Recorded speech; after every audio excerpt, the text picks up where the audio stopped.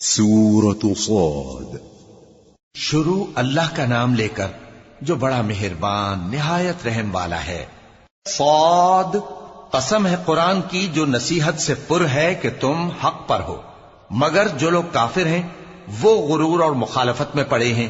ہم نے ان سے پہلے بہت سی امتوں کو ہلاک کر دیا تو وہ عذاب کے وقت لگے فریاد کرنے، اور وہ چھٹکارے کا وقت نہیں تھا۔ اور انہوں نے تعجب کیا کہ ان کے پاس انہی میں سے ایک خبردار کرنے والا آیا، اور کافر کہنے لگے کہ یہ تو جادوگر ہے جھوٹا، کیا اس نے اتنے معبودوں کی جگہ ایک ہی معبود قرار دے دیا؟ یہ تو بڑی عجیب بات ہے۔ اور ان میں جو معزز تھے وہ چل کھڑے ہوئے اور بولے کہ چلو اور اپنے معبودوں کی پوجا پر قائم رہو، بے شک یہ ایسی بات ہے جس میں کوئی خاص غرض ہے۔ یہ بات کسی دوسرے مذہب میں ہم نے کبھی سنی ہی نہیں، یہ تو بالکل گھڑی ہوئی بات ہے۔ کیا ہم سب میں سے اسی پر نصیحت کی کتاب اتری ہے؟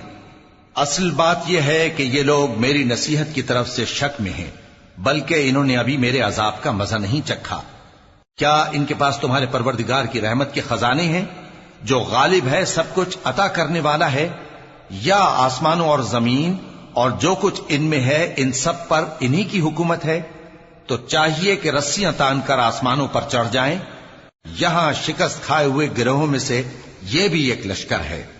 ان سے پہلے نوح کی قوم اور عاد اور میخوں والا فرعون بھی جھٹلا چکے ہیں، اور سمود اور لوط کی قوم اور بن کے رہنے والے بھی۔ یہی وہ شکست خوردہ گروہ ہیں۔ ان سب نے پیغمبروں کو جھٹلایا تو میرا عذاب ان پر آ واقع ہوا۔ اور یہ لوگ تو صرف ایک زور کی آواز کا جس میں شروع ہونے کے بعد کچھ وقفہ نہیں ہوگا انتظار کرتے ہیں، اور کہتے ہیں کہ اے ہمارے پروردگار، ہم کو ہمارا حصہ جلدی سے حساب کے دن سے پہلے ہی دے دے۔ اے پیغمبر صلی اللہ علیہ وآلہ وسلم، یہ جو کچھ کہتے ہیں اس پر صبر کرو، اور ہمارے بندے داؤد کو یاد کرو جو صاحب قوت تھے، بے شک وہ رجوع کرنے والے تھے۔ ہم نے پہاڑوں کو ان کے زیر فرمان کر دیا تھا کہ صبح و شام ان کے ساتھ تسبیح کرتے تھے، اور پرندوں کو بھی کہ وہ جمع رہتے تھے، ہر ایک ان کے آگے رجوع رہتا تھا۔ اور ہم نے ان کی بادشاہی کو مستحکم کیا اور ان کو حکمت اور فیصلہ کن خطابت عطا فرمائی۔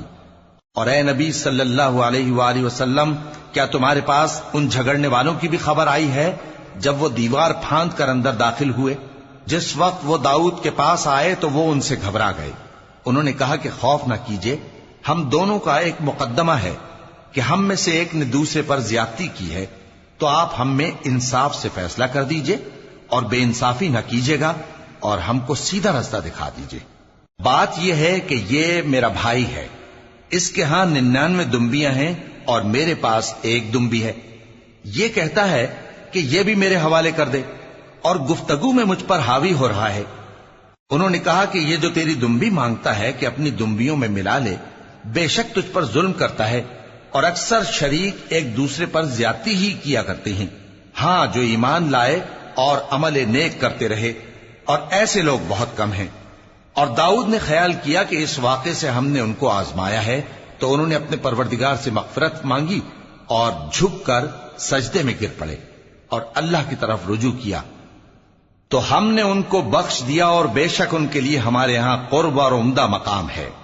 اے داؤد، ہم نے تم کو زمین میں خلیفہ بنایا ہے، تو لوگوں میں انصاف کے فیصلے کیا کرو، اور خواہش کی پیروی نہ کرنا کہ وہ تمہیں اللہ کے رستے سے بھٹکا دے گی۔ جو لوگ اللہ کے رستے سے بھٹکتے ہیں ان کے لیے سخت عذاب ہے، اس لیے کہ انہوں نے حساب کے دن کو بھلا دیا۔ اور ہم نے آسمان اور زمین کو اور جو کائنات ان میں ہے اس کو بے مقصد نہیں پیدا کیا، یہ ان کا گمان ہے جو کافر ہیں، سو کافروں کے لیے دوزخ کا عذاب ہے۔ جو لوگ ایمان لائے اور عمل نیک کرتے رہے، کیا ان کو ہم ان کی طرح کر دیں گے جو ملک میں فساد کرتے ہیں، یا پرہیزگاروں کو بدکاروں کی طرح کر دیں گے؟ یہ کتاب جو ہم نے تم پر نازل کی ہے بابرکت ہے، تاکہ لوگ اس کی آیتوں میں غور کریں اور تاکہ اہل عقل نصیحت حاصل کریں۔ اور ہم نے داؤد کو سلیمان عطا کیے، بہت خوب بندے تھے، اور وہ اللہ کی طرف بہت رجوع کرنے والے تھے۔ جب ان کے سامنے شام کو اصیل گھوڑے پیش کیے گئے تو کہنے لگے کہ میں نے اپنے پروردگار کی یاد سے غافل ہو کر مال کی محبت اختیار کی، یہاں تک کہ آفتاب پردے میں چھپ گیا۔ بولے کہ ان کو میرے پاس واپس لاؤ، پھر ان کی ٹانگوں اور گردنوں پر ہاتھ پھیرنے لگے، اور ہم نے سلیمان کی آزمائش کی اور ان کے تخت پر ایک دھڑ سا ڈال دیا۔ پھر انہوں نے اللہ کی طرف رجوع کیا اور دعا کی کہ اے پروردگار مجھے معاف فرما اور مجھ کو ایسی بادشاہی عطا فرما کہ میرے بعد کسی کو شایع نہ ہو، بے شک تو سب کچھ عطا فرمانے والا ہے۔ پھر ہم نے ہوا کو ان کے زیر فرمان کر دیا کہ جہاں وہ پہنچنا چاہتے ان کے حکم سے نرم نرم چلنے لگتی، اور جنوں کو بھی ان کے زیر فرمان کیا۔ یہ سب عمارتیں بنانے والے اور غوطہ مارنے والے تھے، اور کچھ دوسروں کو بھی جو زنجیروں میں جکڑے ہوئے تھے۔ ہم نے کہا یہ ہماری بخشش ہے، چاہو تو احسان کرو یا رکھ چھوڑو، تم سے کچھ حساب نہیں ہے، اور بے شک ان کے لیے ہمارے ہاں قرب اور عمدہ ٹھکانہ ہے۔ اور ہمارے بندے ایوب کو یاد کرو جب انہوں نے اپنے رب کو پکارا اور کہا کہ شیطان نے مجھ کو ایذا اور تکلیف دے رکھی ہے۔ ہم نے کہا کہ زمین پر لات مارو، دیکھو یہ چشمہ نکل آیا، نہانے کو ٹھنڈا پانی اور پینے کو بھی، اور ہم نے ان کو اہل و عیال اور ان کے ساتھ اتنے ہی اور بخشے۔